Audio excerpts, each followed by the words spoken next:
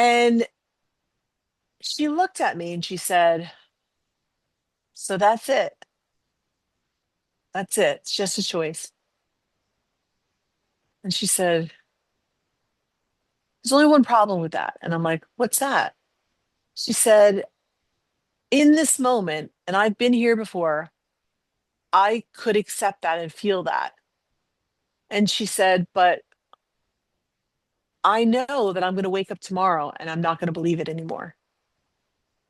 And I said, "Well, we can solve that problem." And I just wrote on a piece of paper, "Choose love."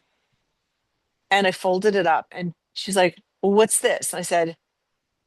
She said, I said, "Tomorrow when you forget that we had this conversation, or you don't remember, or you don't believe that it happened," I said, I'll put it in your right pocket. And, I said, "Pull it out. I promise you I won't go back on it.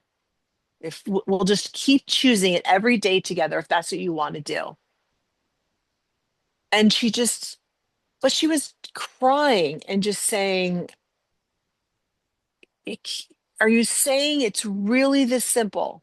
If I tomorrow, if I call you up and I mean to, and you remind me to look in my pocket, you will just go through this again and it'll all be okay?" And I was like, "Yes." Hi, everybody, and welcome back to the podcast Beyond. I'm Tam Zagarelli, and this is my brother Mark Zagarelli. Hi, Tammy. How are you today? I'm doing great. How you doing today? I'm doing very well. Thank you very much. Okay, so on this podcast, we're just going to go over things a little bit all the time, but this is a podcast where we hope we're walking you with you on a journey from unhappiness to happiness. And as I say at the beginning of every podcast, as funny as it sounds, happiness is sometimes the booby prize.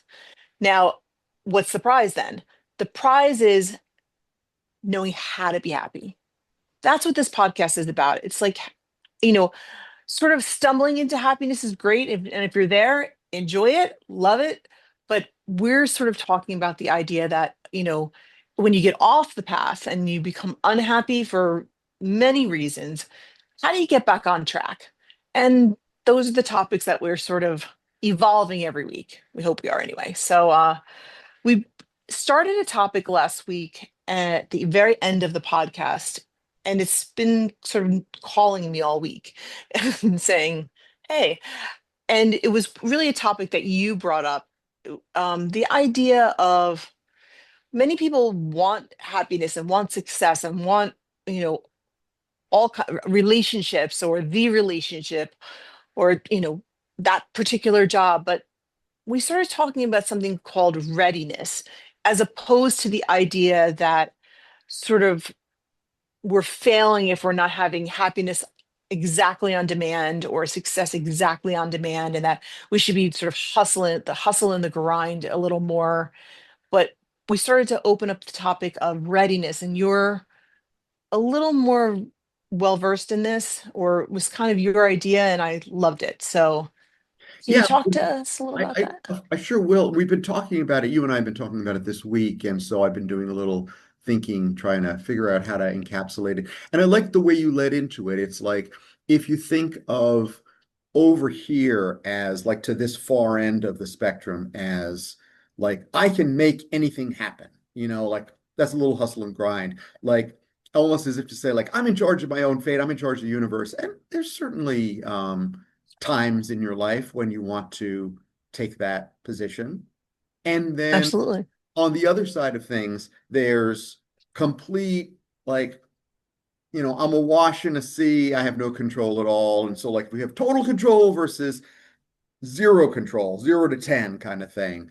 And then somewhere in here, and I'm not going to say right in the middle, I'm going to say in this sort of mysterious, I want to almost say like a superposition sort of space. If there's like, the idea, Yeah, quantum idea of, a 0 and a 1, and then a superposition in the middle of the two of them that's not anywhere and not it's kind of everywhere, wherever it is. There is this thing that I call readiness. And what is readiness? It's like, so you can look at readiness as something that appears after the fact. So it's really easy to see after the fact. Like, for example, I'll give an example.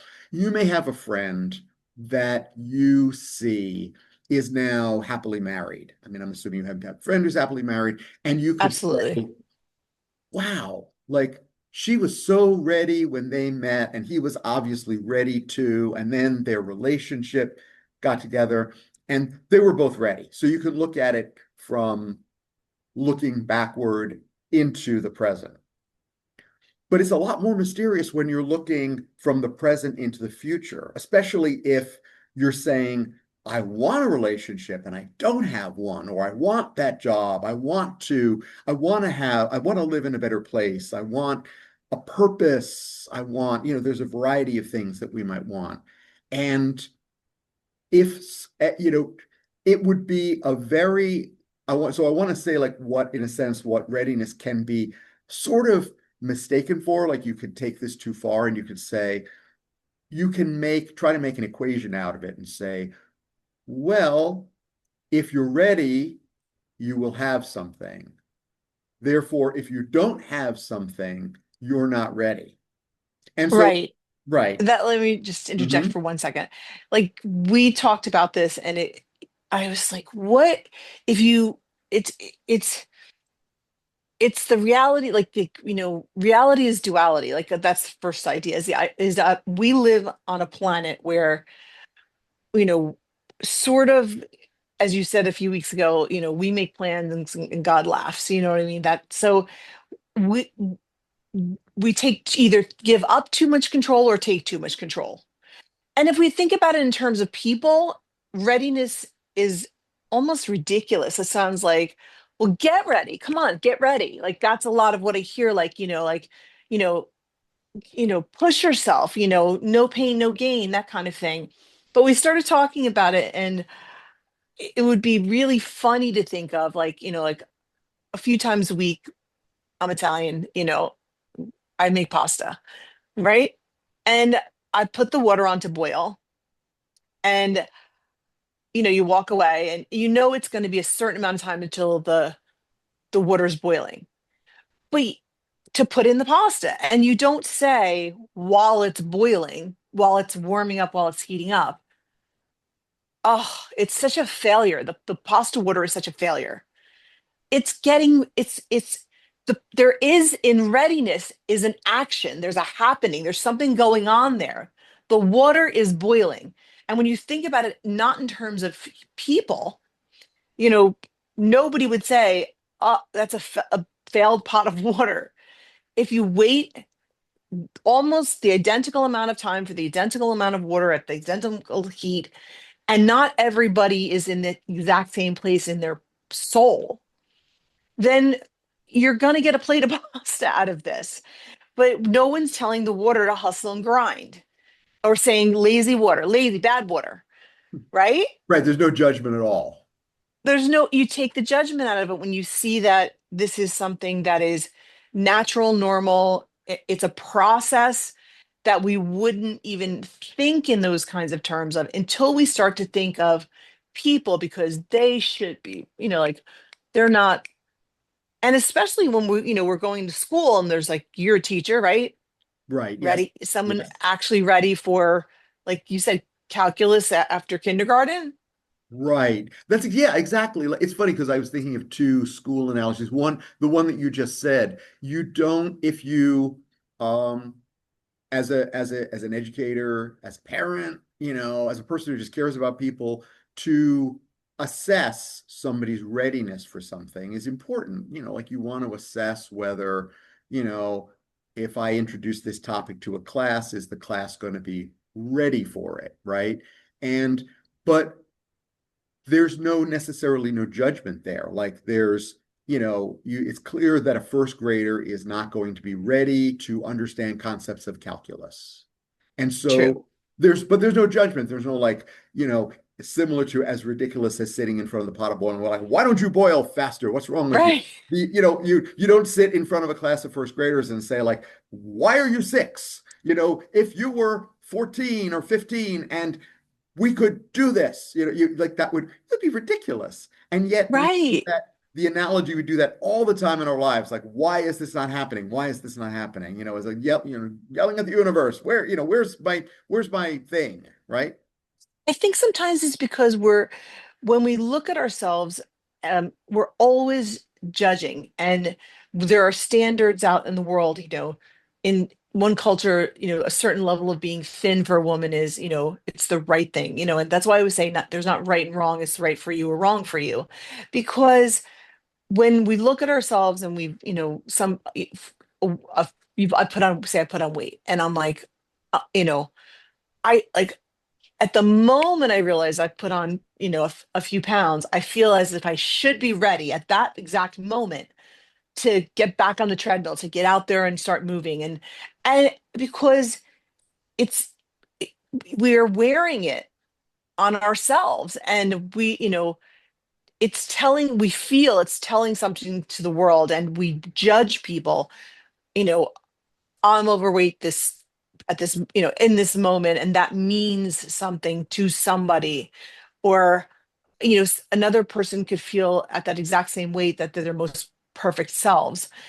But when we start to judge ourselves, or other people start to judge us, readiness sort of gets like, on my timetable, on my, maybe, and Like ego sometimes there's takes like, over. Ego takes over, yeah, right? inner critic, ego, Exactly. inner critic, inner guidance, and Yeah. all, and everything in between And there's starts to like take over. I was thinking there's two kinds, I mean, at least two kinds, there's probably more. I can think of two kinds of judgment. One is, judging according to other people. So in other words, like I look at my group of, like I think there's that moment in like, I think with women, it'll be marriage, and with men, it'll be career. Like I'm just making a huge, 'cause it could be either. But, I think there's this moment in like the life of a woman where it's like, wow, all my friends are getting married and where am I? And then with guys, again, like huge, like big, grouping of male and female, and there's huge differences. But like guys would be like,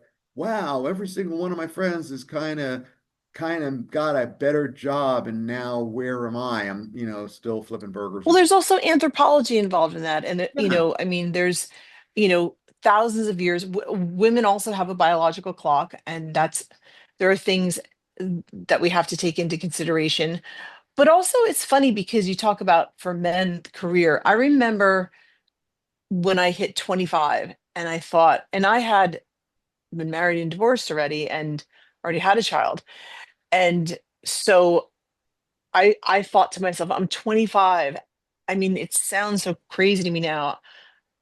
I'm never going to have a career because I've missed the window when people, get out of school, go to college, have, start a career.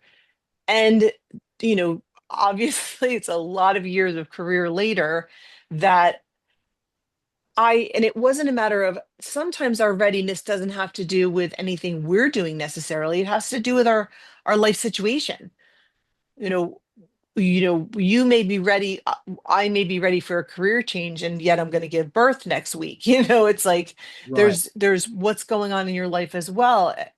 We don't, not all things align all the time with what we our lifestyle. I may be ready to be, taking a trip around the world, and yet my bank account says I'm not ready. Right. Exactly.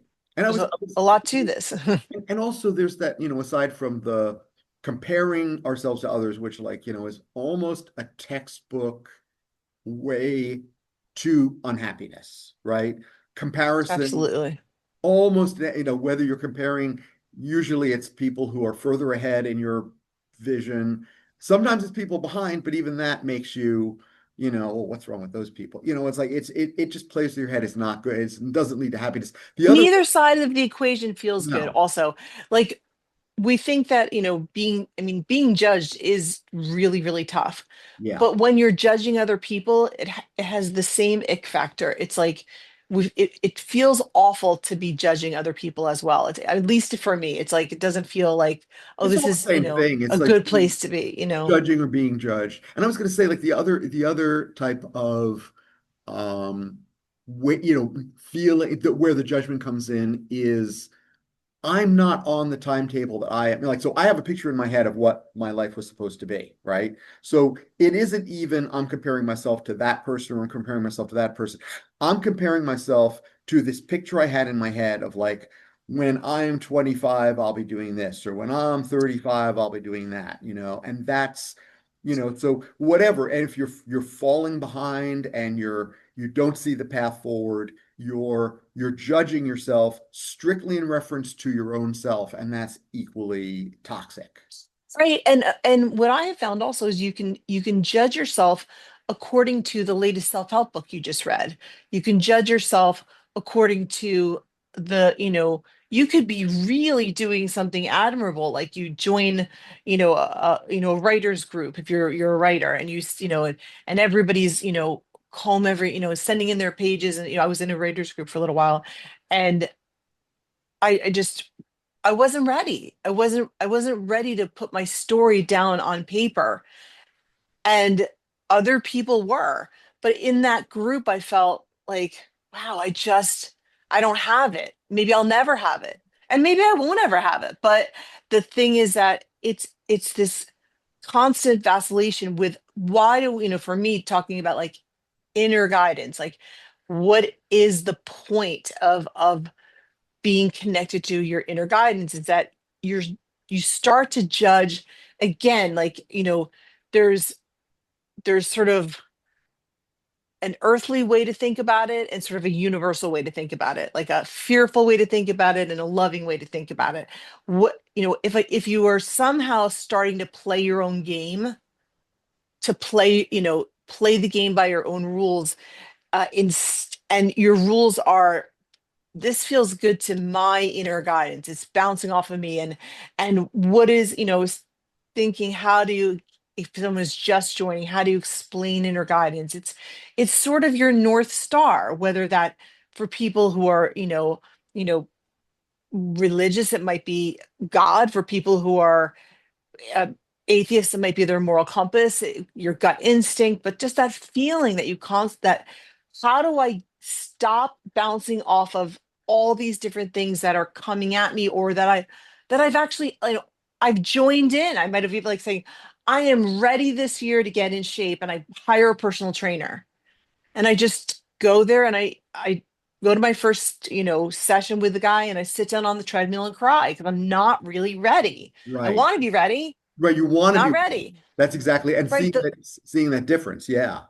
Yeah, and we talked about, I'm gonna like, this is something you know the name of it. I just looked it up, and it was um the trans theoretical model of change. Yes. And there's six components. And I thought this was, and who was the one who So was. his name is James Prochaska, and he is a research psychologist. And so he was trying to come up with, what is it that makes change happen? And what he was trying to do was he was trying to see, like, give an explanation for why, for example, in certain situations, like, a 12-step group might be very helpful here, but not helpful over here. And then in Mhm. another situation, like, just simply writing a list down on a piece of paper is great over here, but it doesn't work over here. And there were 5 or 6 things that were proven to help people change, but I wrote them down. There's there was no six things. overall. So what I'm saying is there were 5 or 6 things, actions. But then what he was trying to do was find a way of unifying them all as a model so that you could see from beginning to end why they work. So he kind of got them in order. So anyway, you read them out. Yeah, and I like the idea, that when, I'll read them in a second, but I think the whole idea is that when we take shame out of the equation, Yes.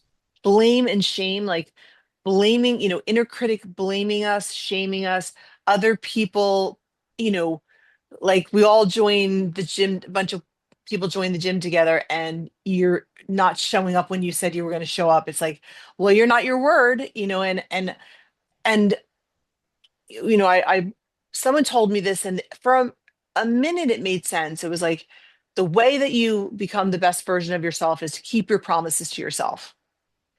And then And I thought, that's a tool. there's a Right. it's a tool, right? But again, you know what factors into that is that sometimes we pick, if you need a screwdriver and you pick a hammer, That's exactly the right. tool, like the idea is that you want to put the bookshelf together, but or put Humpty Dumpty back together again, which is like for me, when, sometimes coming out of trauma, we think, I'm going to do this great action and it's going to, and in general, you know, taking a walk, getting exercise, fresh air, meditation, we're not, that's the problem with this is the answer. Correct. Is this the answer in this moment, in this time for you? Is this right for you? No one is going to debate that getting exercise will make you feel better in most cases. Right. And yet, when someone's just been through a trauma, sort of like cocooning and curling up in a blanket on the couch for a week after something tragic happens, might be exactly the tool that we need. And how do we know the difference? We have to bounce it off of Right. something that And is internal. there's a great quote or idea from Eckhart Tolle. So he's talking about, you know, this idea of simple acceptance. So what he says is like, like the idea that people have this idea that what he would teach as a spiritual teacher would be, for example, um, it's 12:30 at night. I'm on a dark highway in the rain, and my tire blew out. So now I have to get out and change my tire. And he is, you know, they project onto him like I should be in radiant joy through this. And he's like, no, you're not happy, you're not liking it, it's not a good situation. This is a moment for simple acceptance. Like this is currently what it is. To the extent that I resist this, I say, why should I have to do this? And nobody, what I this is unfair. And to the extent that I bring that into it, I'm going to be causing myself pain. To simply, this is the moment. I will accept this moment as it is. I will do what needs doing. I will accept this. And that's always easier for me anyway. I don't know, your mileage may vary on this one, but with the things that sort of have to get done, the rent has to get paid, the there's food has to be bought for the house, you know, we have to we have to, why is it sometimes easier to stay in a 9 to 5 than it is to start an entrepreneurial journey? Why is it, there's a momentum leading in either direction, like, again, even, this is we talking about moving from unhappiness to happiness. And so there's a momentum facing a certain way. When you have an upset, like the tire blows out on the road, readiness sometimes comes to us because we know we got to get this done. And we it takes the choice. It's those kind of things for me. When the choice is taken out of it, I got to get off this road. Maybe I'm, for me, I don't know how to change a tire. I'm going to be honest. I don't have, I might So call you're going to sit in the AAA. rain and you're going to call AAA and sit in the rain for an hour and a half, right? Right. And But accept that. I'm going to call AAA. I'm gonna do that. Whereas on a random Tuesday afternoon, when I've said today is the day that I'm getting up at 6 a.m. and I'm going to the gym, and then I'm going to come home and take a shower, and then I'm going to get ready for my clients, and I'm going to organize them all, and I'm going to and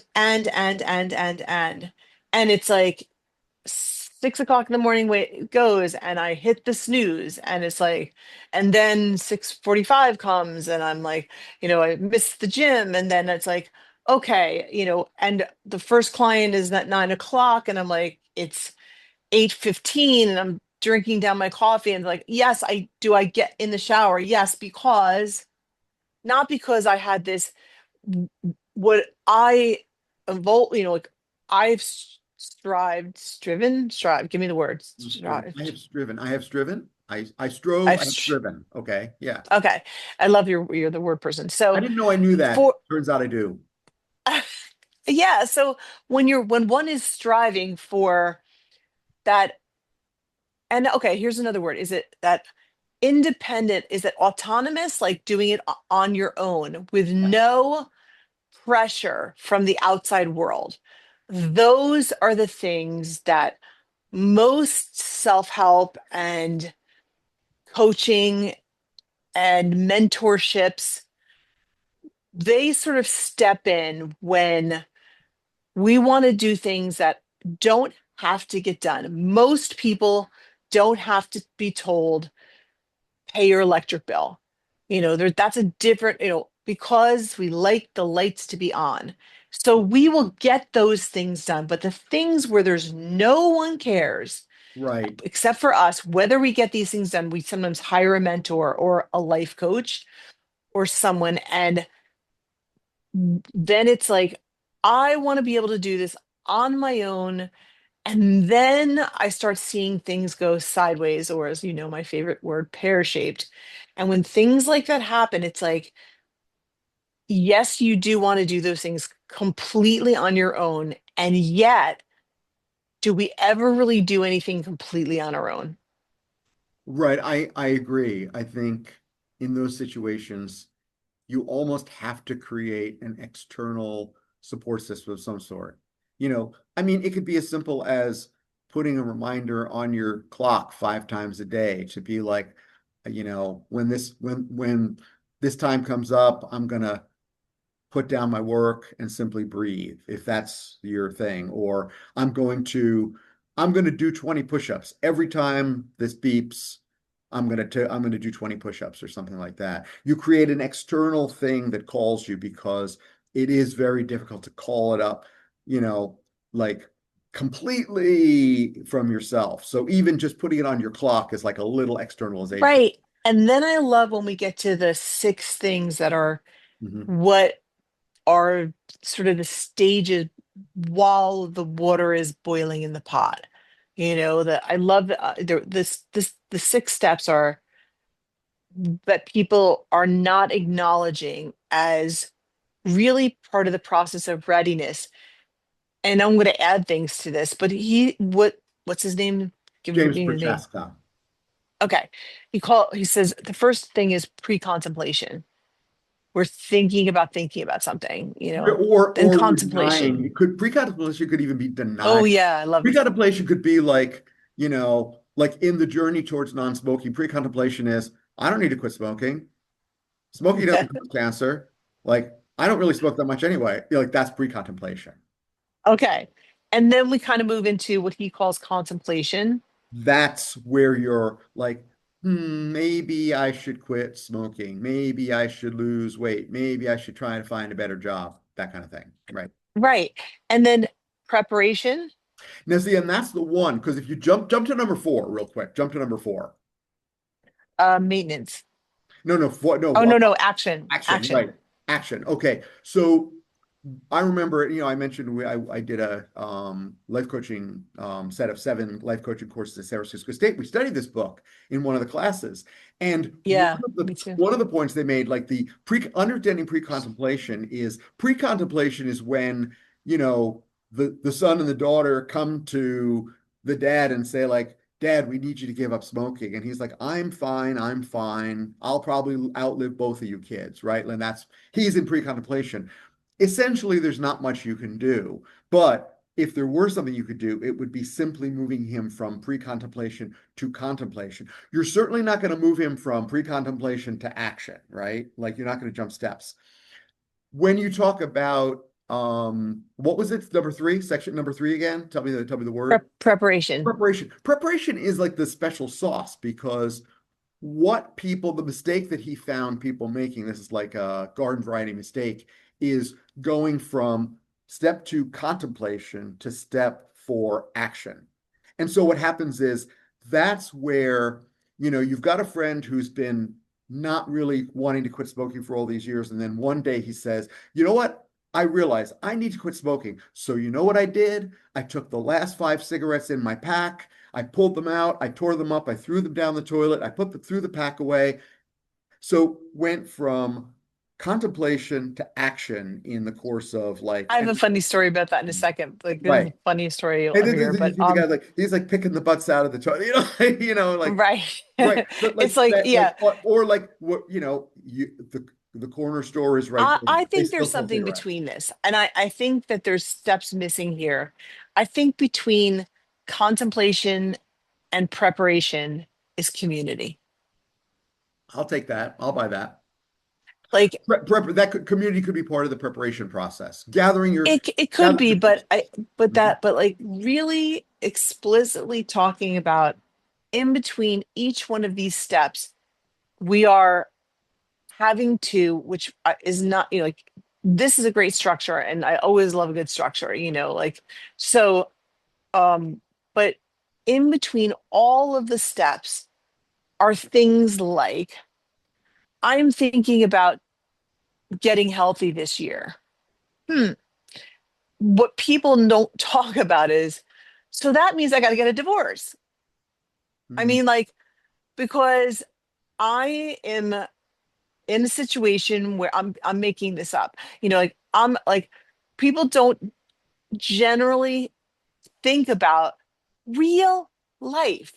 Like, okay, I go, or I've got to change jobs. I mean, they've done these incredible studies where they have said, if you are looking at, like, if you have um you are sitting in an office, just the corporate culture, right, is Mhm. affecting you in so many ways. The family trance that we're in is affecting us in so many ways. If you are you're saying like, I really want to get, like, I don't want to drink so much this year. Maybe you're not going full AA or full, giving up alcohol, but you're like, I spent every single one of my friends where I see them every day, is like, Cheers, where everybody knows your name. Like I go to this is my routine. I have to start changing enormous things in my life that these words like, pre-contemplation and contemplation, it's like, well, you may have your kids coming to you and saying like, we are so worried that you're smoking so much. And you're in the pre-contemplative state where you're like, I'm fine with this. And yet all of a sudden you're looking around and one of these things is not like the other. I don't fit in the scenario that I'm in. Like I may want to have live an honest and truthful life and be more dedicated to taking care of myself. But I'm in a devil's bargain with my husband where like, he cheats and and and I don't say anything because, I benefit in some other way. There's a lot of things that when we talk about the very broad topic of readiness, what does one have to give up to There's become ready? so what I'd like to say about that, what I feel is really needs to be put in at this moment is that whatever this thing readiness is, it's very mysterious and we would like to be in control of it, but we're really not. Like I'd like to be able to say, I'm ready for this. It's like essentially like I think when we say, I'm ready for a better job, what we're saying is, I would like a better job because in my mind, it fits the bill of things that I like and want. And that's not readiness. There's this essential mysterious aspect of it. And the thing that I always say about readiness, this is the thing is like if you are, and this is where this I think what this is essentially mysterious, and I could spend like a long time just playing with this idea, but Well, like because I have a really good comeback for you. So you say what you're going to say, but I got something for you. great, please. What I was gonna say is if you put out into the my spiritual perspective is that the universe is always trying to help. Okay. I just Absolutely. okay, like Love that. it. I think we're both on the same page with that. Whereas like if you can picture, so like especially if you're on that page and then you're like, okay, so we're on the page.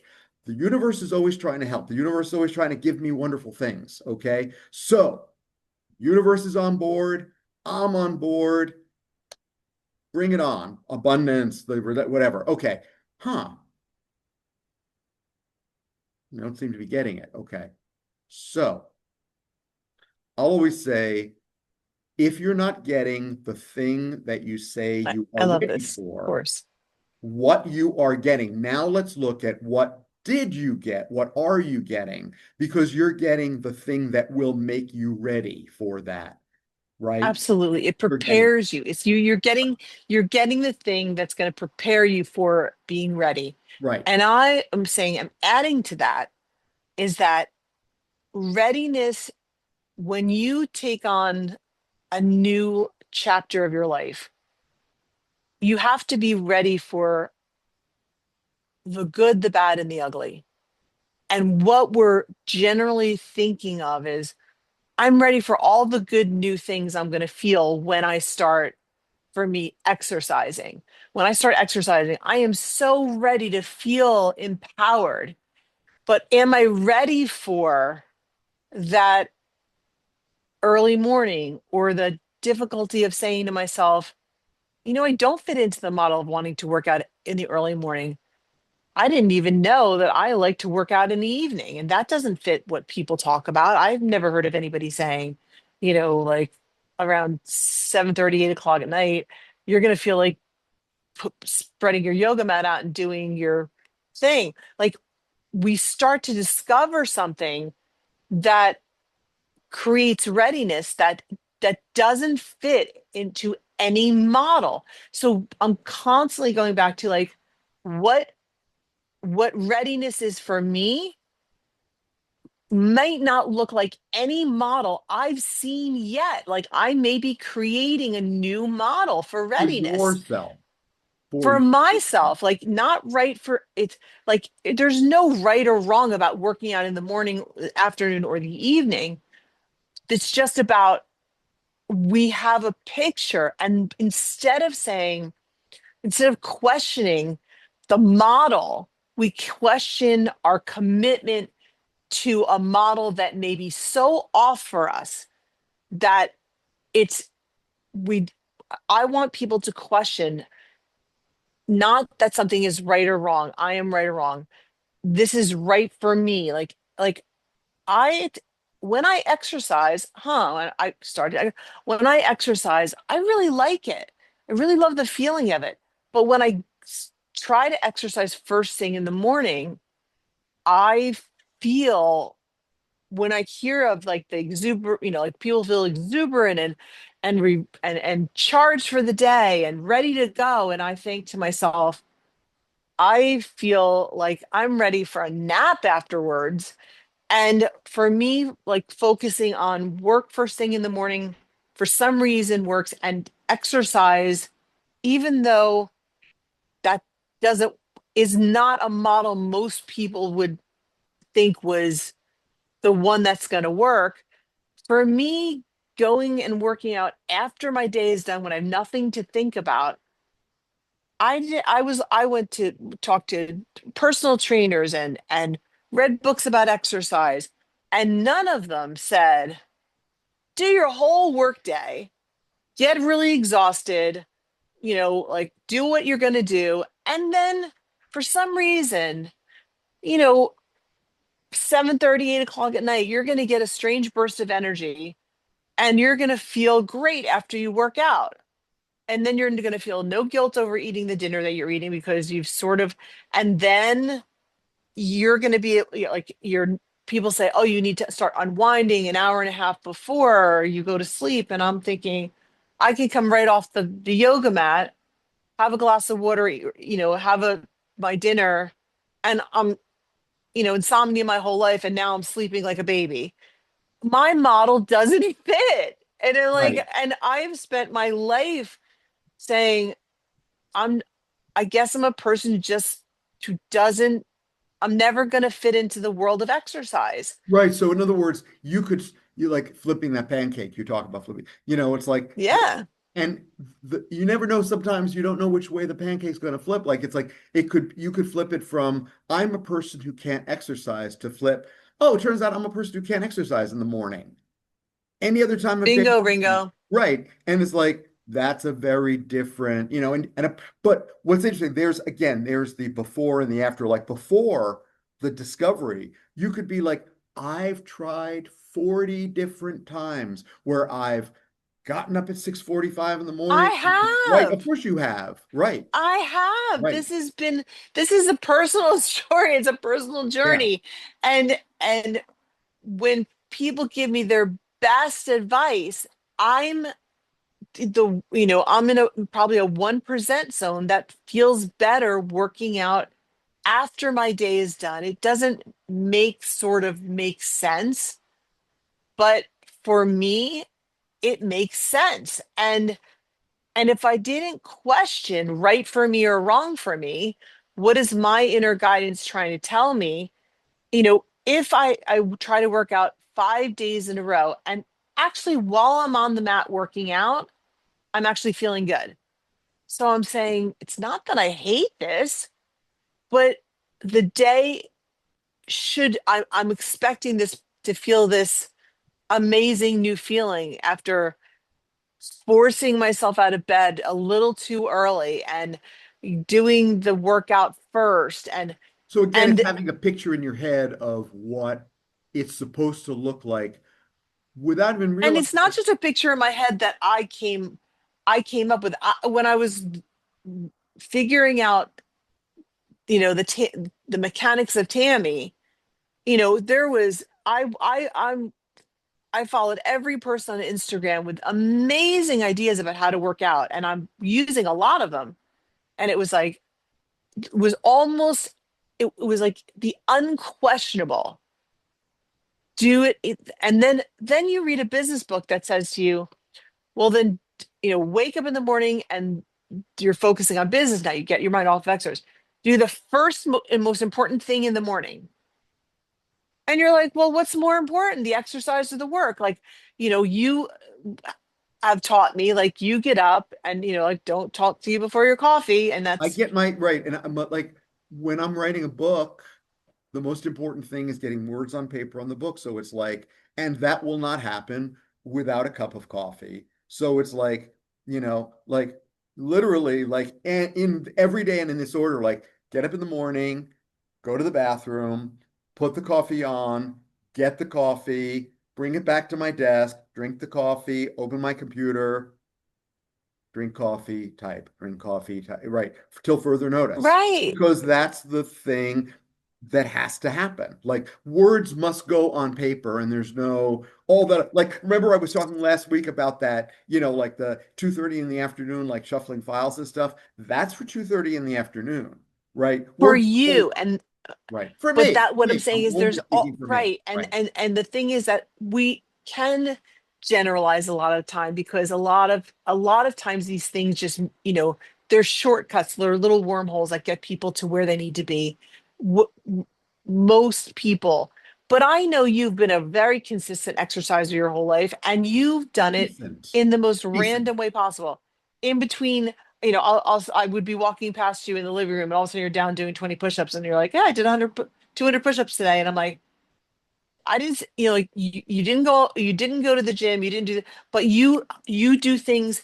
You're a person who just doesn't, go with the status quo. You've always sort of had a very strong North Star, where mine has been, I get very distracted by what I should be doing. It's funny That's because why I I've was had I more was pain in some ways. I was thinking of that in like the like you because you were saying the like for you calling sitting in the car for an hour and a half and calling AAA would be like, I got this, right? I got this. Because for it sounds like for you, like getting done what needs doing, like the cat walks in, feed the cat, the dishes are piling up, do the dishes. Like, I need to buy pens, Right. buy pens. Like you're reactive, right? And then getting the bigger stuff. For me, it's kind of goes the other way. It's like I've got the North Star, and then the car breaks down, and I'm like, but there's the North Star. I'm trying to get to the North Star, and why is the car? This shouldn't be what? And that's when I need the Right. help of like, well, this is what the universe is serving today, sir. Would you Right. like a And that's helping of why this because this is what you're I getting? love these sayings. Yeah. I love these sayings. For me, if I'm always doing something, I'm never doing something. And that means, you know, for me, if I drink a cup of coffee, rinse it out quick, immediately goes in the dishwasher. It's one of the first times in my life I've had a dishwasher. So I'm like, woo, got a dishwasher. Many times I've lived in the city where you don't have a dish. So it would be just do that one dish because if not, you got a pile of dishes in the sink at the end of the day. Where a lot of people are, those type of things stymie them. They really stop them. So style, what's your style really becomes a part of life that's so important. And when we simplify things down to the smallest, slimmest, almost callous um type of advice, like like I said, I told you a few weeks ago, I heard something that a coach, random coach said, like, well, the reason you're not getting things done is you're just, obviously it's just that you're lazy. And it's like, I've never met a single client who's lazy. I've just met clients who have different styles. And if they can take the shame and the blame and the judgment off of the things that they're doing and start asking new and different questions, what works for me? Not like I'll try. I mean, when you try something out, you're trying on someone else's version of it because Yeah. you don't have a version of it. There was But one of the things, so something's floating around my mind here. That was two things. One is quickly, that is the perfect, in my opinion, misuse of this idea. So if you have this exactly. idea, if you have this idea of readiness, it can be easily turned into a great, like, well, you know, when what, like, I believe in a universe where one is ready, one receives. Lovely. Okay. So, like, in other words, an abundant, loving universe that wants you to win, wants you, okay, beautiful, you know. But then if you turn that in the wrong way, it becomes, so if you're not achieving, you're not succeeding, you're not happy, you're not blah, blah, blah, like that must be on you. That must be, and now we get to judge, Correct. right?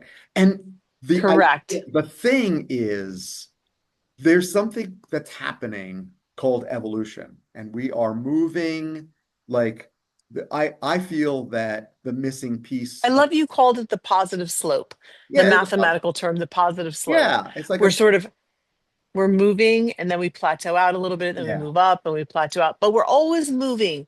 It's But an it's funny arc. because it's like, as you said that, it's like I wanted to show that this is a coincidence, but I drew this. So like now, like this is a crude little, okay, so here it is. See that? Oh, That's that line that I drew there. yes, yes, squiggle. That's about all I So see. the reason I drew that is because all the way back at the beginning of this podcast, we were talking about like the silliness of yelling at a pot of boiling water, right? Yes. How silly that would be. I remembered I was going to put in there, and this was like I drew the line to remind myself to do that. The very first, when I was in chemistry in high school, I failed chemistry in high school, finally got an A in it in college. So that was a win eventually. But the very first chemistry experiment we did was we took the temperature of a solid, it was a mothball, okay, like a mothball, right? Hmm. You Okay, put a that's weird. mothball in a test tube, you take its temperature, and it's going to be room temperature, whatever that roughly is, and then you put it Hmm. on a Bunsen burner, and you keep the thermometer in there, and you wait. And what happens is the mothball eventually turns liquid, and then it eventually boils and turns into gas and floats out into the room. Okay, but what happens is, Wow. yeah, Who it's knew? who knew? You didn't know you could boil a mothball, right? Yeah, I didn't make it through high school, To so learn I never got something to new, chemistry. right? So. Um, don't try this at home. But anyway, but the thing was, and then what we did was we took the temperature at, you know 30 seconds, a minute, every 30-second intervals or something like that, regular intervals. And what we found was the graph doesn't look like this. It's not a positive slope going up like that. It's like it goes up fast and then it plateaus, but it plateaus at the state change, right? So that's the state change between solid and liquid. And Really? Okay. yeah, yeah, there's a plateau and it's a long plateau. And then you have to put a lot, like to get the whatever the temperature of, that turns it from solid. If it were ice, the temperature would be 32 degrees Fahrenheit, right? But in Correct. order to get ice up to 32 degrees is easy. And then to get it from 32 degrees all the way up to 33 takes a lot of energy. Okay. And then same thing happens. Then it goes up and then the state change from liquid to gas, same thing. You get these two plateaus. So when you're waiting, I mean, it's like literally that is what's happening when the water's boiling. You're waiting for a state change, right? You're waiting for it to go from 211 degrees to 212 degrees so that the water starts boiling, right? And that exact analogy, I think, works in terms of human evolution. When we're pushing up against something, we're like we're here and there's a ceiling and we can feel it, and why am I not making progress? And then all of a sudden, there's a push through. But before Yeah. that, there's agony and boredom and depression and frustration and talk to my friends and talk to my therapist and why is this not happening and whatever. And all you could do is say I believe that if I continue to address this ceiling, Exactly. right? Exactly. It's like the simplistic and naive and sometimes very hurtful answer is you're not doing this because you're not doing this. You're not trying hard enough. You're not trying hard You enough. don't If you were care. trying hard enough, like the thing about trying is that it's completely personal. It's you may have to like to go and move to that next level of success, of you know happiness, of all these different things. Sometimes we have to go back to go forward or stand completely still. I was thinking about the differences in style that for a lot of people, like I remember someone saying that like Steve Jobs did all of his business meetings going for a walk. You know, Worked for him. maybe I read his It worked for work him. for him. Right. And for me, like when I'm coaching, I have to be perfectly still. It's just like I'm thinking when I'm really thinking, nothing else. It's not that I can't take a walk and have a conversation. I can't walk and chew gum at the same time. I can, but when really focusing in, like stillness works for me. And there are not that many people who are fans of stillness unless you put it in the terms of meditation. And I'm not a huge meditator.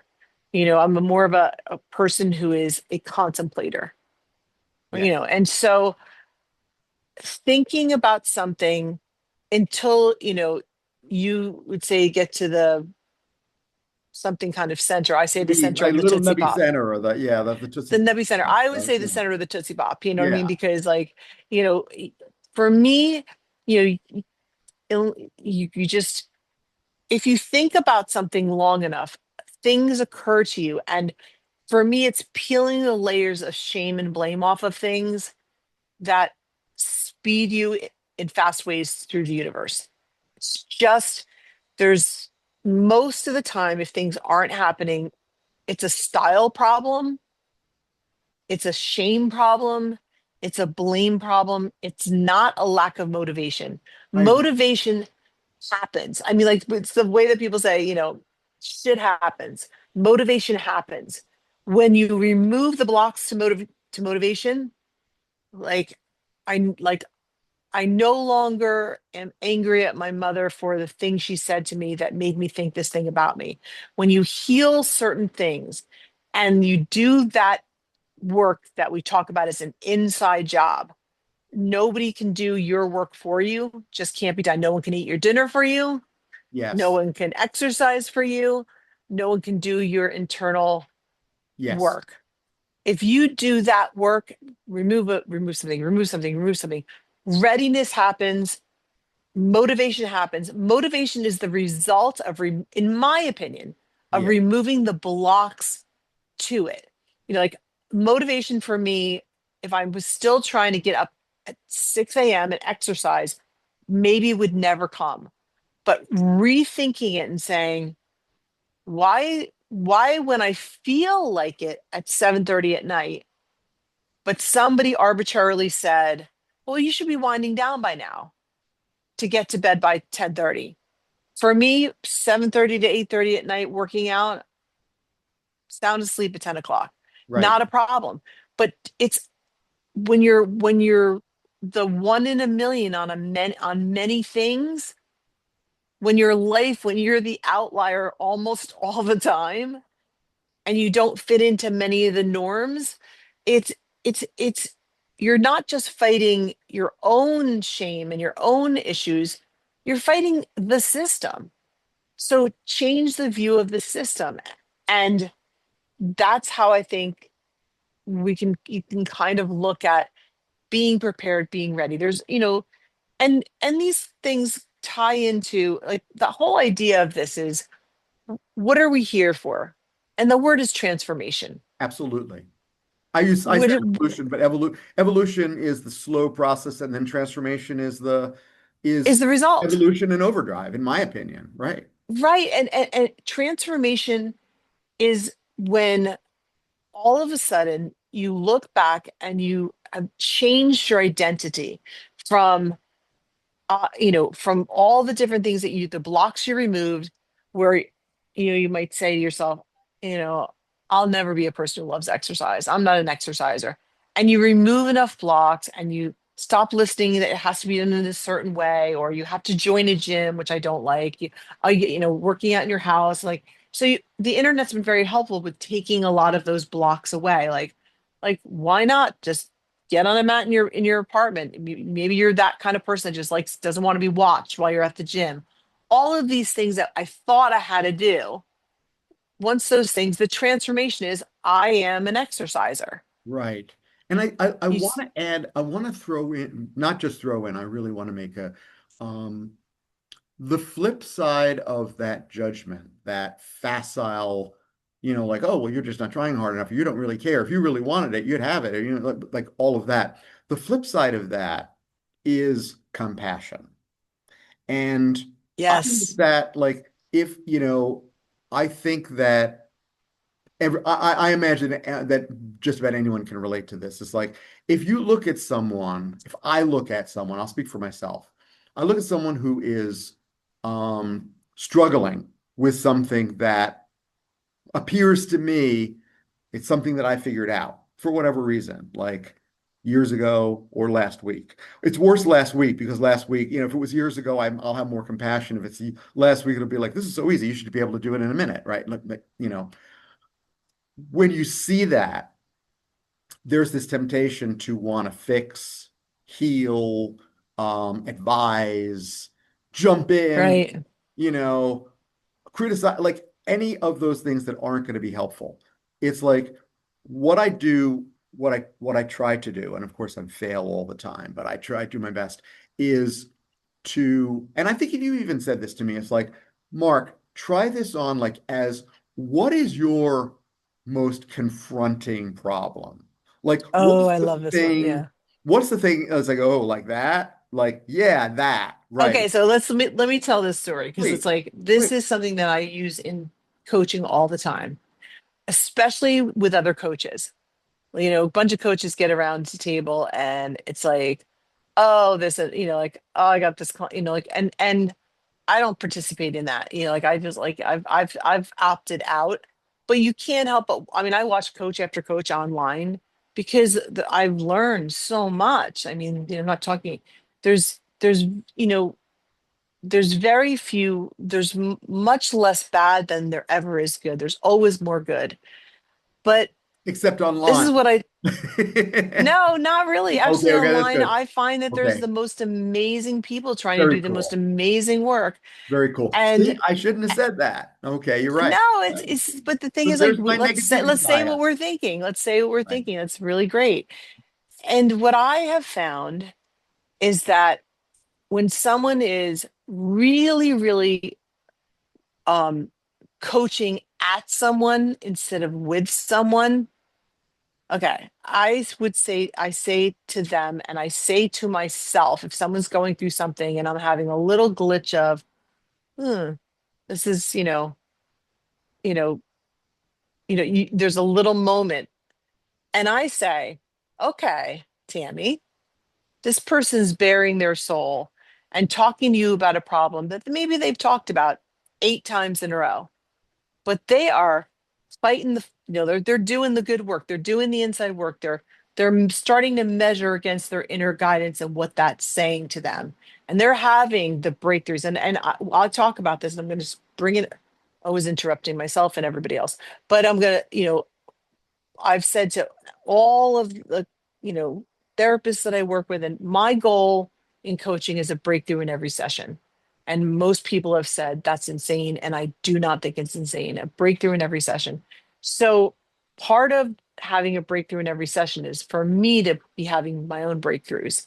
So if someone is putting something on the table in front of me, the poo-poo platter of their problems, and if I start finding myself having a whiff of my own superiority, I think to myself, if I was honest and put my most difficult, ugly problem on the table right next to theirs, theirs might, they might have a lot more to say about my problems.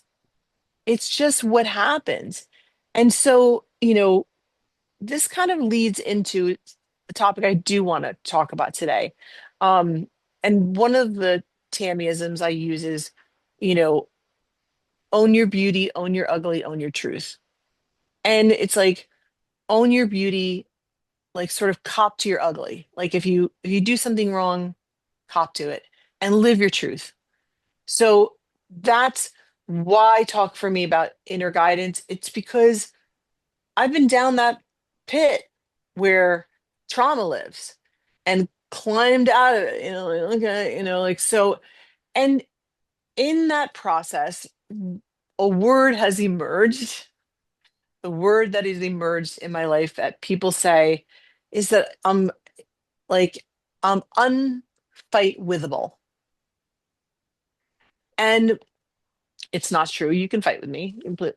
It's been done. Mhm. But part of the evolution, there's a connection between readiness and I have found that the more that I keep myself keeping it real, like knowing my own ugly, Mhm. knowing it and owning that any moment we're walking around sort of, like, you know, worried about our ugliness spilling over, right? We're that's just how we roll. We're just so I kind of got used to because of we grew up in a family where fighting was very difficult because mom was so smart, right? We'd want to, so I lost a lot of fights to mom. And she was she was a great training ground to be like the samurai warrior of of fighting as if that was a prize. And what I learned is that becoming unfight withable is not a word. Mhm. We're making it a word, but it's the idea that if someone comes to you, what can you do to make yourself not so available to somebody vomiting their stuff onto you? And what can you do if someone's um coming dumping their stuff on you? right? Like, you know, what's the point of being less easy to fight with? And it's sort of, it balances out the idea where you're starting to, if you're starting to live by inner guidance, you become less easy to fight with. And you've had fights with me, I have. And and there's a thread of thoughts that's going through my head. I wanted to share something of myself, and that would, I think, connect back with this, if this makes sense. So what I wanted to share was I struggled. I'm in a relationship now. We've been together like it's going on like 6, 7 years, however, depending on how you count, right? And I'd like to be with him for the rest of my life. And, you know, we make our plans and God laughs, but that's the plan, right? So, sure. so I've met someone that I really enjoy being with, that I care about a lot, and I feel real good about the relationship. Okay, so now that's not something that I could have said 10 years ago, certainly not 20 years ago, really not 30 years ago. Okay, so the the thinking about readiness that I've got here is this is the strange paradox of it all. Okay, if you had asked me what is one of the biggest problems in my life for most of my life, I would have said, I'm not in a satisfying relationship. Which is that's a normal, it's like one of the three or four presenting, like, I mean, if you get away from the really big, like, bad, deep poverty and horrible health issues and stuff, and you get to the garden variety stuff that backs people up, it's like career and relationship, right? Career and relationship, I don't have the job I want. I don't make the money I want. I don't have the person I want. Right. Okay. Very garden variety. And it backed me up for years and years and years where if you had asked me, and believe me, people asked me, and I articulated this, if you asked me a certain number of years ago, I just don't meet anybody. There's just no one, I just don't meet anybody, like I just don't know what it is. And that's the pre-readiness thing. That's the turmoil that I really try to recall in a crisis so that I don't Hmm. anybody else, like like the frustration of like when people will say like, Mark, you're a really nice guy and you're like attractive enough and you're like, got gainfully employed, in other words, there was no like, oh, I see, like I don't think people were behind my back going like, oh, I see why he's not, with someone.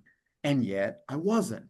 And because wait for it, I wasn't ready. Okay. So now that's my own assessment on myself, which I think is a fair I and think it's fair. that's a fair and I valid think it's place to fair. start. Right. I wasn't ready. I wasn't ready.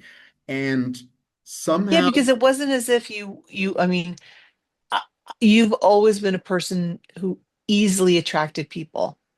People friend, are easily attracted to you. You friend. like, we're sort of in different spaces that way. Like you walk into a room and literally like the room lights up. And for me, I mean, even though in the work mode, I seem very competent, and I'm very comfortable and confident in the work zone.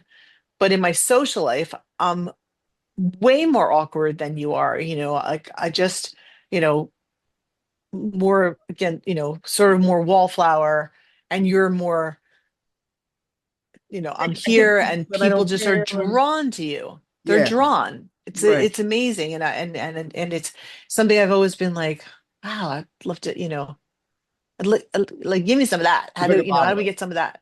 Right. Yeah. So like that, you're right. And that was it. It was like sort of, but so there was this disconnect of like, because people would say like, I mean, you seem to have a lot of friends and not, not just friends for the moment, but like really, really good, like long-term, friendships for my whole life, pretty much. I can still say that I've got friends from college that I just talked to this week, like, and, you know, Yeah, that you are.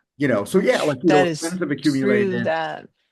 Okay, so there was this disconnect, and now I can say for to have an extra tool that then I can then use to go forward with. Okay, there was this thing called readiness that I was not ready. I wasn't ready. Okay. So, um, I finally got the message from the universe. It's like if you say you want something and you say you're ready, but you're not getting it, you're not ready, and the universe will, if the universe doesn't send you what you asked for, the universe will send you what you need in order to achieve that, in order to rise To up, make you ready. right, to make you ready, right, to make you ready to To get make you ready. You will get that lesson you'll get that over less, and and over it in could be different painful, quantities, right? in different people, in different, but it's the same Right. when you distill it down, it is that same Right. thing. Right. And it's like here's here's the cup of tea with the answer in it. It's like drink the tea, Mark. And it's And like, what I got finally, what I got when now that I don't know how I remember roughly the time it was like right in like around 2017, 18, 19, I crossed the threshold in a couple of things with my work life. I paid off a bunch of debt and then I was suddenly out of debt, which was a first for me in my whole life. And also around that time, I just crossed into um beginning to see myself as a partner. And but this is the crazy part. So this is the part that is what I say this is essentially mysterious is now that I possess readiness, whatever that thing is, okay? I look back at my whole life, at the 30 years of you know, failing at relationship, failing, like not finding someone, finding the wrong person, finding the right person and having it not work out, like whichever, and they were all or there. not appreciating Or it. That was a not big thing for you. appreciating the right person. Right. But the weird thing is, this is the like I can now at the during the whole time when I was like I never meet the right person. I'm with them. I don't find the right person. I can't see the right, like, I now look back at that whole life and I see I can literally name 30, I could go as high as 50 if I really sat down and wrote out all the names because I met a lot of people, did a lot of dating, and just people I met along the way. Like I could name 30 to 50 people who I would now say eligible.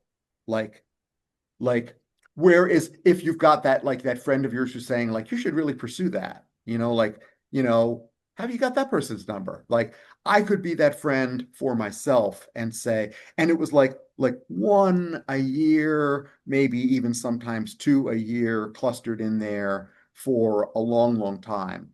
And that's the thing that I want to say is that's the mystery of, so what I'm saying is this whole time that I wasn't ready, there was this thing called abundance. The universe kept Right. sending me people and I kept getting up at bat and three strikes you're out, right? Right. And I think that this is going to tie, this is tying into what I was starting to talk about because it's so big. And it's like when I look at all the things that I call Tammyisms, like one of them is this is the one that is you got to take it on yourself. And it's part of what we made the way we started readiness, may put this in the next podcast, the unfight withable. But the idea for me, that's a central idea to, if you're not getting what you want, can you entertain that being wrong could be the best thing that's ever happened to you? Absolutely. That is a Tammyism. Right. Can you entertain the idea that being wrong and just really, so, you know, because for me, I don't have, our pasts are so different. I don't look back and say there was the one that got away. There was, I don't have anything like that. We just have different paths spiritually in this life with relationships in concern to relationships. So we all, but everybody has a relationship with something, work or friends or whatever. And I have found that to find what works for me in this life, I had to be able to entertain the idea. Like somewhere along the line, you were saying when a great guy was asking you out, like, oh, that sounds really fun, and or maybe next week, and then not getting back to him. Completely What in it, missing it, completely missing that, just missing something, but just the missing it, missing idea the that importance. Oh, and pursuing all the wrong people. Ever done that? oh yes, Yeah, yeah, I'm sure for nobody listening to sure. this has ever pursued the wrong people, Yeah, but obsessively and ridiculously. Yeah. right, but I think that this is when I don't hear many people talking about this. And when I was sort of going through a lot of trying to figure out where happiness would evolve and land for me, a primary relationship hasn't been yet the thing that has been a high priority. For you, it's been an extremely high priority, and rightly It's a long so. It time. fit, And it took a yeah, long but it's time. it right. And at the same time, we're always what is it that is a wormhole in the universe, a quick sort of way to create. Oh, we have to bring my fabulous, to bring the miraculous or the magical into one's life. Yes. And what would that be? And for me, I have found that the idea that being able to entertain, where could I, and not from somebody else's bad Tammy. Oh, no, no, no, no, no, no. This is inner guidance, relationship with the universe. Where can I see that there's a thread that runs through? There's a golden thread that runs through all the miraculous and magical. And there's the that other part of that thread is there's a thread that runs through all of the things that we are just missing. We just miss it. And Agreed. that ability to, with, for me to, one of the things that I tend to give it away, give it away, give it away. Like, you know, someone said so and so they must be right. And I'm a person who is an imploder. I think maybe you're a little bit of both. Like when you Both. were younger, you were more of an exploder, Well, I right? tried to get that under control. Right. Oh, it's amazing. I don't even, it doesn't, it's not even, it's not on the table for you anymore. But, and just like I'm working on imploding is not really on the table for me so much anymore. But that came from what I call, when I started to say, the way that I'm moving through life is, you know, sort of one mini crisis to another. And for you might have been a one breakup after another, and like, how did I get here? And like, right? Like you Like could be, from breakup to unrequited love to like person who's obviously wrong to another relationship that doesn't really go there to like just so through one the thread mishap that to runs another. through Yeah. all that, Yeah. the thread that runs through that, if we are want to do the inside work, is where am I possibly mistaken here? Where am I And off? that's exactly what I was going to say is that if I could do it in one gesture, the advice would be like, all of It, this looking over here, like if I could come down and be my own fairy godmother and be like, Cinderella, look over there right. And what because is it they're all looking here. from to from? And the Right. thing is, it's for everybody, it's listening to, for different Right. people, the inner critic has different chatter. Right.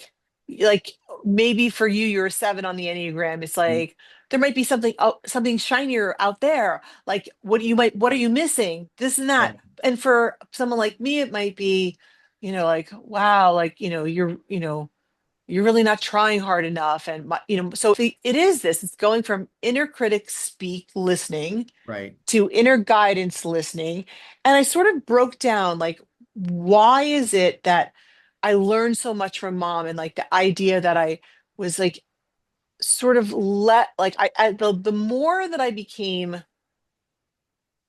unfight withable, the more I became ready for Yeah, great things in my life. I see that. That was a connection. It was an enormous connection. I broke it down into three things that I was willing to, can I entertain? These sound crazy, but they're three things that sort of gave me a strength that I didn't know I had. Can I entertain the idea that I really might be wrong about something? And that was, and that is a kind thing. Like maybe I'm wrong that I don't deserve to exist. I mean, that's been like like that I am below zero, and and the things that mom said for me were truth. Maybe can I entertain the idea that I might be wrong about that? Or can I entertain, like, in the same true that kind of thing, like, can I entertain the idea that when someone told me I was just rude to them, I was just rude to them? Like, I mean, like, can I entertain? Can I hear it and hold space for that, and not react, but just entertain it? That was number one for becoming unfight withable, just the idea. And second one was, can I entertain the idea that I could be both right and wrong? That I might have said something hurtful and not that thought it landed in a hurtful way? Can I entertain the idea that someone was awful to me and didn't have any clue that they were awful to me? That there was no malice in it? That duality, like like, can I entertain? Am I mature enough, evolved enough for a little while to hold two opposing thoughts in my head? And then the one that was really freeing for me was, can I realize that, can I entertain the idea that fighting for anything is wasted breath? Resolution isn't wasted breath, Yes. but that the fight itself, you can sit with someone's fight. Someone could hand you that bag of poo poo, that anger, that scream, that thing. Can you entertain the idea of just being like, I was like the thinker, like, Be with it. Be that is like, how allow that's this to be. interesting. Allow Like, this to be. allow, like, someone else can be in my orbit and losing their ever loving mind, and I could be entertain the idea that I am not even a part of this. They are literally having a fight with another version of themselves, or something they're projecting onto me, that it actually has nothing to do with me. Right. That was, you know, that was sort of the evolution that I came to, that I thought, and it was nothing I did with. I took the information coming towards me and I thought, if I can entertain all three of those things, and Absolutely. eventually the outcome is, like, sometimes your only part in it is that you have no part in it. Right. And the beginning, but each step along the way, the ability to entertain, sometimes, what the first one is kind of interesting, the idea of being wrong. Oh my gosh, I am so wrong and I am so sorry. Or flip side, oh my God, I'm so wrong about my judgment of how negative everything was. Like, if you Yeah. like as a silly analogy, if you think to yourself, like, I know I'm right that I don't have $1 million in the bank. I know I'm right. And then it's like, look at your bank account. Oh, it looks like there's $1 million. Well, I guess I was wrong about that. Wouldn't you want to be wrong about that? Wouldn't you want to be Right. wrong about abundance? Because the world, Right. I'm coming down. I don't want to cut you off, but I'm coming down to You something. didn't cut me off. That's even that's the thing, Yeah, is that all of this ability to be in a room where someone is like sharing some truth of theirs with you, doesn't, if you can entertain all three things, okay, could I be wrong here? Like, just right. straight up wrong. Like, I like, you stepped on my foot. You didn't know like, but you stepped on it. Here's your heel print on my shoe. Right. And you're But that's like, very different if there's no malice, right? If there's like, oh, I'm right, so sorry. Right. Right. right. But the idea is that I'm taking most people, people do say that to me. They're like, well, what do you do if you're working with a sociopath? And I said, I've never worked with a sociopath. Right. Like, I don't attract sociopaths in my Right. coaching.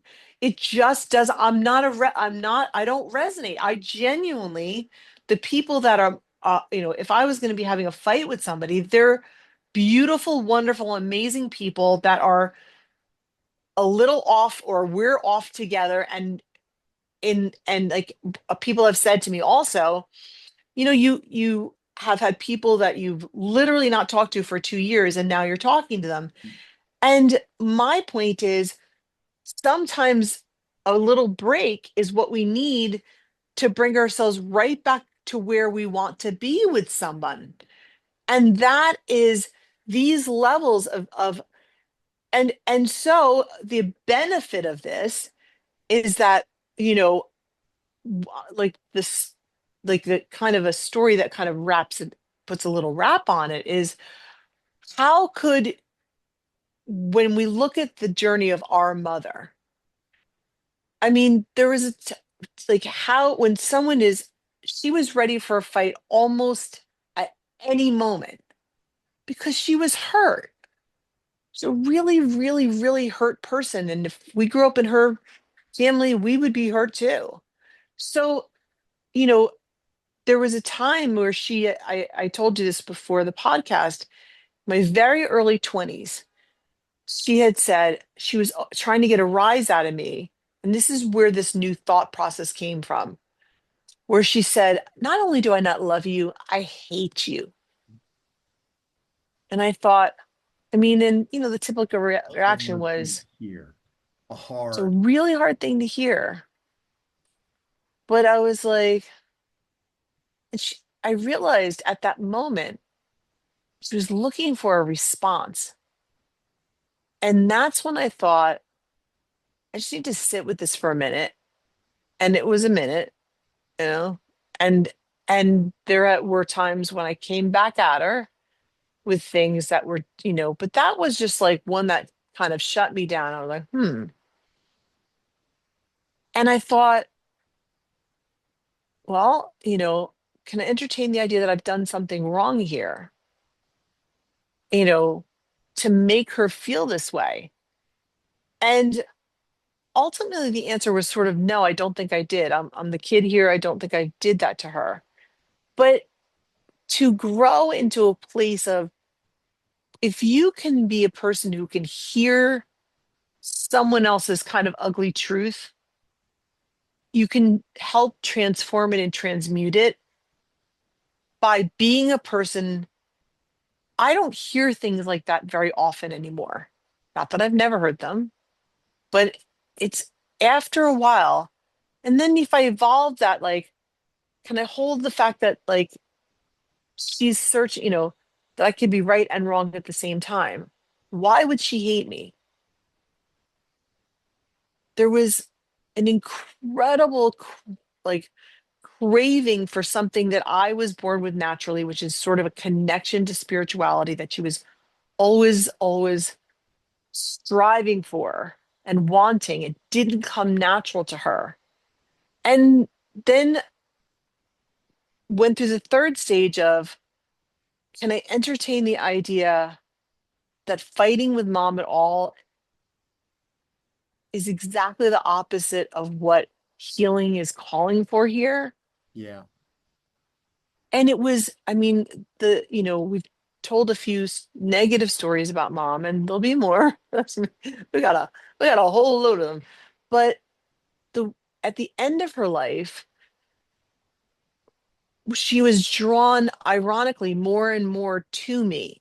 I mean, I remember one time before mom wound up having, I don't know if it was ever officially called Alzheimer's or if it was, you know, It was dementia. Um, dementia connected with congestive heart failure. okay. So there was So, dementia. Yeah. right. But It looks there a was lot like Alzheimer's. That kind of dementia looks a Yes. lot. It's a faster onset, but it looks a lot like that. Right. And if you tell the first part of the story that in my early 20s, mom said something so cruel and and yet that trained me to become a person who was like almost unfight withable. And that like I thought to myself, if I can get through this, like someone would throw something at me and I'm like, we've had you've said I've watched, very skilled, angry people come at you. And I thought, like, I learned from the best. I mean, like, mom was, but what was all underneath mom's pain was this incredible wanting for something that she perceived I had and she didn't. Mhm. And like, a very small piece of the beautiful ending of her story is that as she started to feel ill before the dementia set on onset, she said to me one day, and it was like, this, I mean, this is how much people can change and how we can be so wrong about people. One day I did start to notice, I started talking to her, we stopped talking to her for quite a while. How long do you think that was? Well, it was different periods of time to step back and take a breather. There were times, well, I think if somebody's capable of saying what she said to you, I don't think there's a lot of people who might argue like, you might want to step away from that person for some months, maybe even some years, right? Yeah, I mean, mom did some crazy things. Do you remember when mom tried to divorce us? Yeah, she tried to do that legally through a legal document. That's right. Which is so these, I mean, Right. when you look back now after the fact, all these things are a cry for help. They're absolutely right. It was, sort of like as far as I understand it, she was a borderline personality. And Yeah. there's two books about borderline that I'm aware of, and they both have titles that say a lot. One of the titles is Walking on Eggshells, because you're always Oh, walking, okay. right? And then the other title is I Oh, Hate You, Don't Leave Me. I hate you, I don't hate you, leave me. don't I hate you, Right. don't leave me. And I feel Right. like that was she was always putting a test, you know, like, she would push you away, but it was really a test to see if you would really go away or if And you'd come back. and I want you to tell, there's a story that the answering machine story. I will The, tell ch- that. Uh, yeah, before I tell my story. yeah, to give just a like because I actually use this. I mentioned this in what like at the in the preface to one of my I wrote a book on it's called A Short Book About Oneness, and it's a sort of a guide from where we are here to like the perspective of what oneness might look like. And I remember as an analogy, I said like the two places that we tend to land, like you were talking about the booby prize is happiness that you don't know how to maintain or Re- sustain, right? or recreate. Recreate, right. And so like the paradoxes, of like people who are like at all seekers, doing meditation, doing a variety of things, the typical complaint that you hear is like, I found it and then I lost it. Like, oh, I I know, know, and I've then where been did it there. go? Right. So that was I encapsulated that in a story, which a real story about mom, because it's like so perfectly encapsulated. I got this is going back, I want to say roughly 1996, I would say. I got a message, we've been in and out of arguments, and, even when we weren't arguing, there was certainly contention. She would say something and I'd, take it, whatever, what it looks like when you disagree with your mom and dad. It's like that, right? Like, okay. Yeah, on You know, steroids. nobody knows what that looks like, right? So, so she called me one day and left a message on the answering machine, and it was a long message, and it was kind of, telling you like answering machine. So we are going back to the 90s, but it Yes. was something like this. Mark, this is mom. I've just had the most amazing realization. I realize that you can never hurt me. And in fact, I can never be hurt. And I can never hurt you. And you can never be hurt. And so I realize that we have this amazing safety. And it just makes it so possible for us to truly understand each other at a higher level that I've never believed in before. And I feel so happy at this moment, and I'm just can't wait to talk to you. And I hope you're having a good day. Dot dot dot. Right? Beep. Okay. Wait for it. I'm sorry, so I know it's I know coming, because so go ahead. second message. Beep. Mark, that thing that I just said, I want you to ignore it. I really don't think that that's true at all. And I don't know what I was thinking, but I just want you to ignore that message. Goodbye. Beep. And then Right.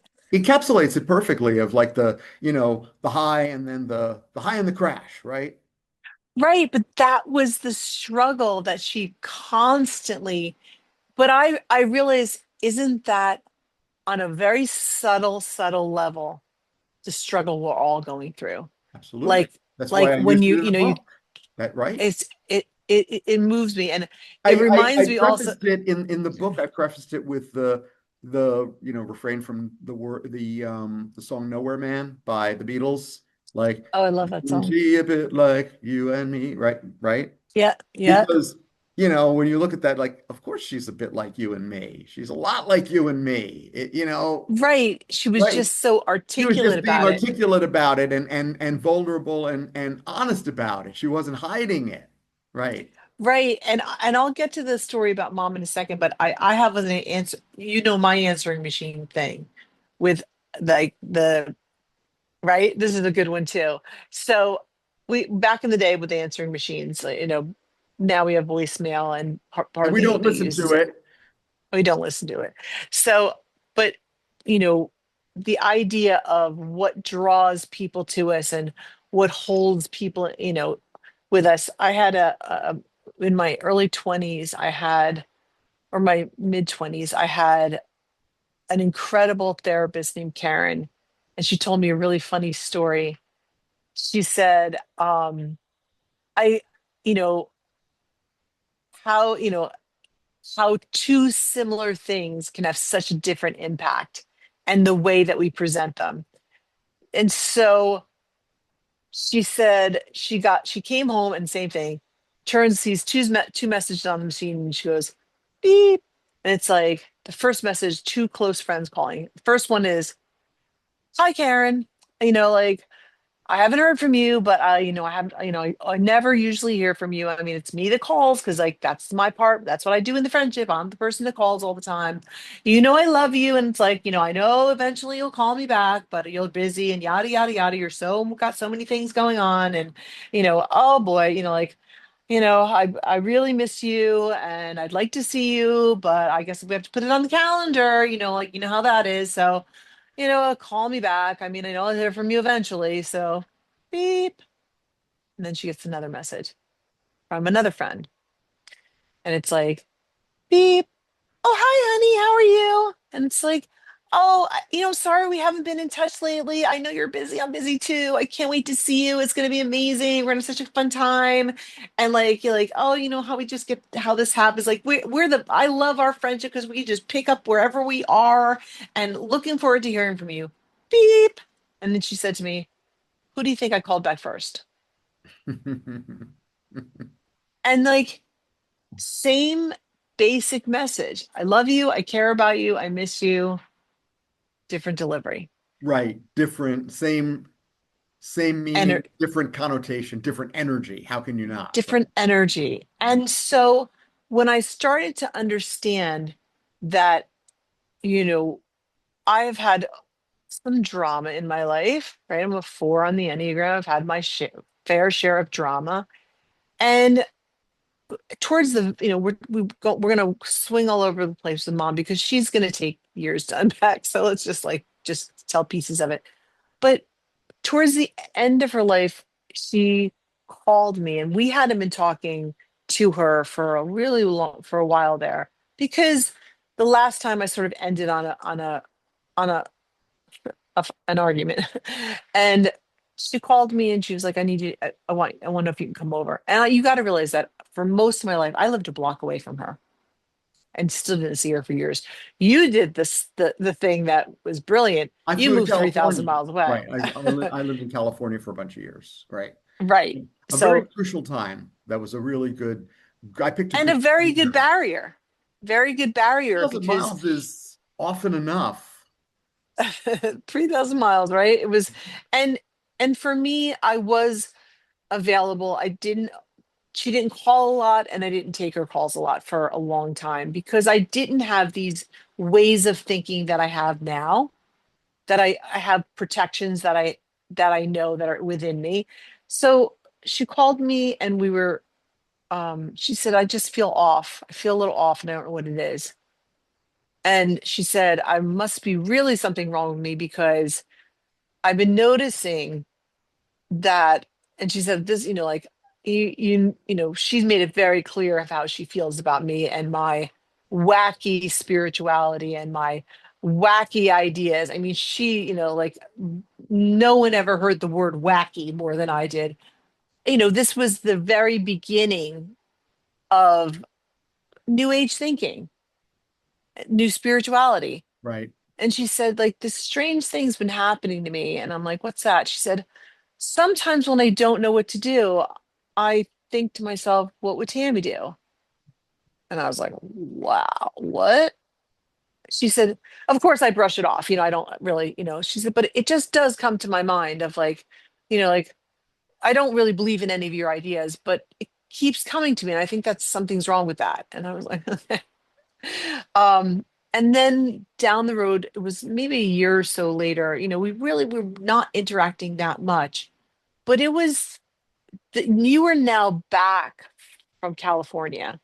And that was the time when we were in the band together. Hmm. We were in the band. And this was, right towards the very end of her life, um, before she had a big change, which was the dementia. And she sat me down one night, and I'm pretty sure I had someone there with me. I don't want to mention any names, but he was there with me and watched this. So, and she said, I feel like something is off with me. Something is really off. And I can't put my finger on it. And I really need to talk to you because at the time you were in the area, but I called you and said, Mom sounds really not quite right. And you were like, I'm not really convinced yet. I was skeptical because I was worried that Cautiously optimistic, no, no, cautiously pessimistic, cautiously cautious, right?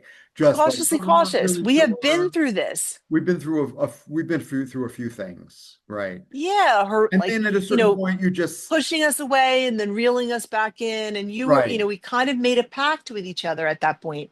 Like, we're not going back in unless something has really changed. I remember and that was sort you of something convinced that was exactly right. And you convinced me. You sat me down and said, "Mark, something really has changed, and let right. me And tell you about it." this is what happened that led to the conversation that you and I had, where I was like, something has really changed.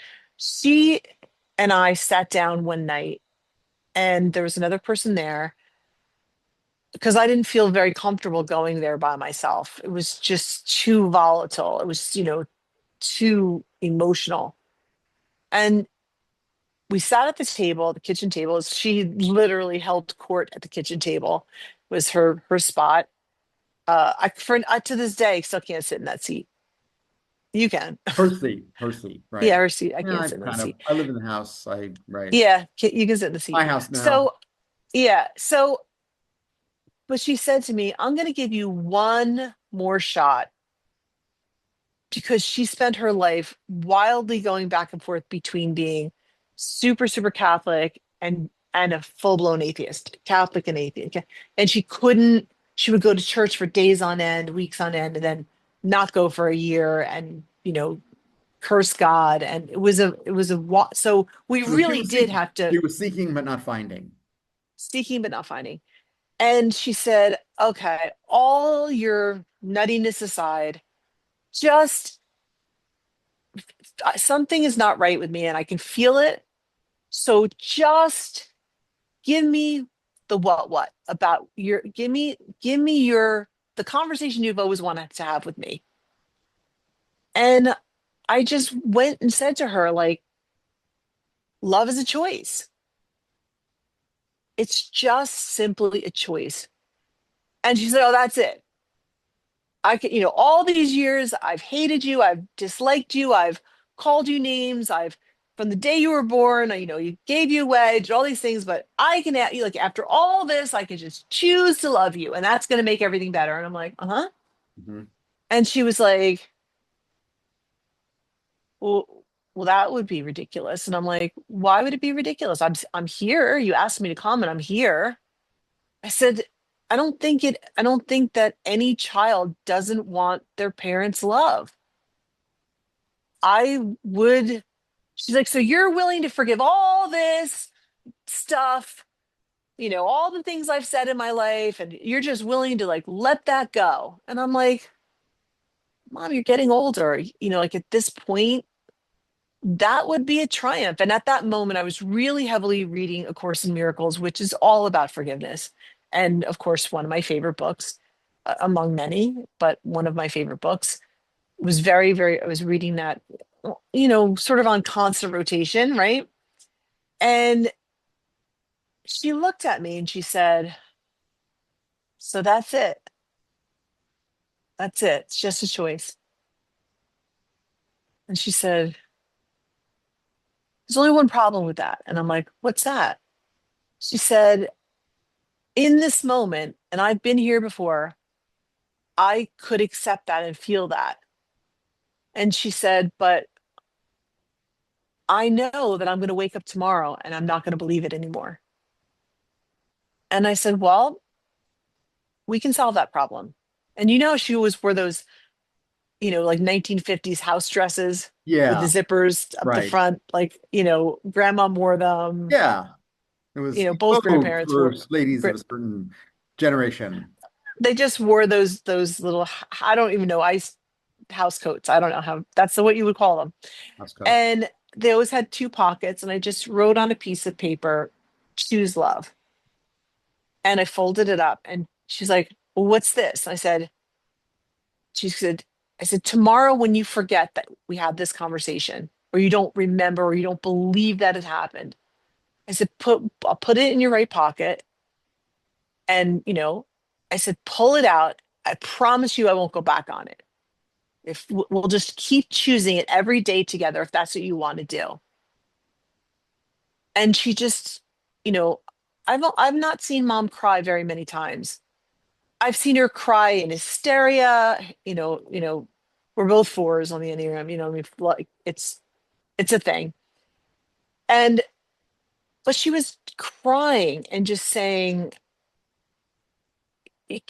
"Are you saying it's really this simple? If I tomorrow, if I call you up and I mean to you, and you remind me to look in my pocket, you will just go through this again and it'll all be okay." And I was like, yes. And she started crying. And the person that was there with me was like, like, where's the punchline? What's going on here? And she started crying and crying and crying. And then she started saying, as I'm crying, I'm having this new feeling. The way I would describe it is remorse. She said, oh my goodness, I've said such horrible things to you. And she's crying. And I'm like, Mom, it's, like, I'm fine. Look at me. I'm fine. I'm fine. I'm doing okay. And she's just sobbing and like snot crying and like really, and and I was like, we got this. If you really want this, we got this together. We can do this. maybe that's what all of it's been about. And she's just like, all of it is just if I've just wanted it, that's all I've had to do is want it and it would be available to me. And I'm like, yes, crying and crying. And it took, and she's like, oh my God, I'm so sorry. Look at all, and she started recounting some of the things she said and did and apologizing. And it was just this, hour long more than, and was shaking and crying and shaking and crying. And I kind of put her to bed, and for her, it was on the couch. Remember, she used to like sort of sleep Sure. on the That's couch. right. She Yes. just got, and she was sort of rocking and crying, and I'm like, Mom, I live so close, I'll be back tomorrow, you'll be fine. And she was sort of like, just like, I can't believe it, I can't believe it, like, I'm afraid I'm going to lose the paper. I said, I won't let that happen. I'll nothing is going to happen. Tomorrow we'll talk and it's going to be okay.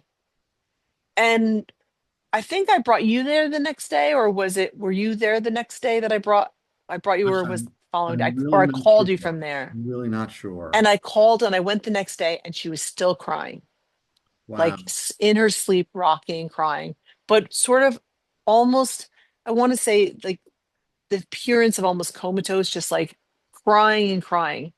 And I did call you because we eventually brought her to the hospital. Do you remember that? I really don't remember some of those things. I really But do don't. you remember her being in the hospital crying and I crying? remember, right, that's how I remembered. I could pick up the story from me. Okay. I'm liking I want your telling, but I could pick up at another time and tell my what I remember. So, but I'm Yeah, well, telling. what the point was, like, from that moment, she cried for almost 3 weeks. I mean, they put an IV in her, and they were It was sort of, do you it remember they wanted stopped. to eventually put a feeding tube Yeah, in because she like couldn't right. I stop remember crying? right exactly like I remember, and I didn't know it was associated. Really, I honestly until now I didn't No, know it was associated with the story that you're telling. It's amazing immediate. It was an immediate thing. because I know that mom was troubled all her life, and I know I really feel like at the end of her life she literally had to. There's the line from Fritz Perls, "Lose your mind and come to your senses," There you and go. It was I literally 100% believe, and when I say literal, I mean literally, literal. It literal, was right? literal. Yeah, that she had to lose her mind to come to her senses because she had dementia. And so a lot of her, And uh, that came on in one night. The it came night on really fast. It the came on fast. the Right. moment she realized, I can love you, I can love anybody. It's a It's that choice. simple. Right. It's that simple. Right. Like it was She, like the first message from the answering machine, but that time it took. it took, but she had to, like, when she cried. I mean, I remember we had to make, she was on an IV for weeks, and they were saying, we can't pull her. We don't know what this is. We can't pull her out of it. And if she doesn't come out of this, and I was sort of adamant about, like, just give it another day, another day. And he said they gave it, and we didn't put the feeding tube They in, had been talking and about, she did right, come giving. out of it. And I remember there was a moment where I can still remember I visited her at that time. And, like you walk into a hospital room and you see someone not, And she you was know, like, doing this, like this. And this. I asked the question, Mom, are you okay? And the answer that she gave me was, no, I'm not okay. You can see that though, right? Because look at me, right? Like, Yeah. like, okay, I know, I'm so sorry you're not okay. I know you're sorry. It was, she was, I felt She was like wrestling. she was wrestling with the devil, like the angel was wrestling with the devil. And in that combat, that's the energy that she pulled out to give to me, to just like, so as for your little inquiry about how I am, terrible, you know. Right. And I remember that when she did come out of it, she was full blown dementia, Yes, full but blown. what I also And remember, also, also full-blown open-hearted. she was as kind. It Right. was, a 180-degree turn she was she chose love I remember that and moment. she gave up. From that moment, I remember her saying, look at my beautiful daughter. How Mhm. lucky am I to have my this beautiful daughter here? But she wasn't her in the old sense What I anymore. remember was we, after that period of time when we were really, really worried about her, and then we went to, and we're like, kind of like coming from the perspective of like, are we really ever going to get her back? And then there was an amazing psychiatrist. I remember he was very tall, he was very handsome, he was very kind, and he was a really, really good doctor. And he was also humble because he um, came up with a cocktail of medications for her that were hugely influential in this. And then I remember Yeah. going to him practically in tears, and he was like, "Yeah, I think we might have got it." Like really, really humble. But I remember we approached her. She was sitting at the end of the hallway. We both approached her, and first of all, she's sitting up in the hallway, which we hadn't. So we had seen her in beds for weeks, and now she's sitting up in the hallway. And we go up to her, and we're like, both of us are like, "Mom, are you Yeah. okay?" And she's like, "Yeah, you know." And I'm like, Yeah. "We're so happy to see you." She's like, "I'm happy to see you too." And it was like, it was a real Yes. moment because Like it's a like, oh my gosh, like you're a totally different person. totally different And person. she didn't remember many things. Like she barely, I mean, there was a time Yeah. when she almost had to relearn how to eat. Yeah. She was like not all everything negative fell away.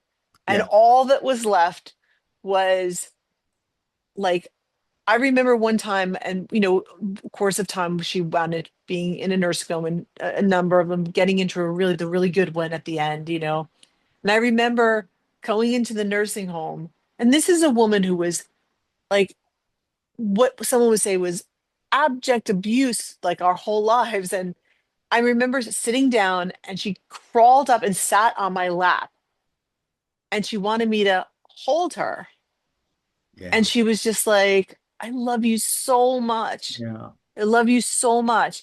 And then she sat next to me, and she was like, and then she was eating, and then she was Right. like, food tastes so good, because the poor woman was always on a diet, and Yeah. always, Finally eating. And like, then I remember also she was sitting next to you and she was saying, "You mean if I just ask you for a hug, you'll give me one?" And you were like, yeah, "Oh, Mom, of course I will, of course." And she's like, "Can I have a hug?" Of course, and it was like it was it was a amazing. revelation for her. It was love, It was love is a choice. miraculous. Love is a It was choice. a She manifestation chose to of let go of her.